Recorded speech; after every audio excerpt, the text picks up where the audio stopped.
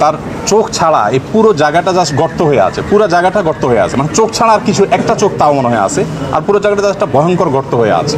প্রত্যেকটা পেশেন্টের কাছে আমরা গিয়েছি, উপদেষ্টা মহোদয় ছিলেন, সাজিদ ভাই ছিলেন, আমরা অন্যরা ছিলাম। যেটা আপনারা একটু আগে শুনেছেন যে আসন্না ফাউন্ডেশন চ্যারিটেবল অর্গানাইজেশন, আমরা আমাদের নিজস্ব যে তহবিল আছে সেই তহবিল থেকে কোনো প্রকার পাবলিক ডোনেশন নেওয়া ছাড়া আমাদের নিজেদের অন্য সমস্ত প্রজেক্টগুলোকে এই মুহূর্তে স্টপ করে দিয়ে এই প্রজেক্টে আমরা সর্বোচ্চ প্রায়োরিটি দিয়ে কাজ করছি। কারণ হসপিটালগুলোতে যে দৃশ্য, এই দৃশ্যগুলো যদি কেউ নিজের চোখে না দেখে সে আসলে কোনোভাবে অনুমান করতে পারবে না যে ভয়াবহতা কোন পর্যায়ে পৌঁছেছে।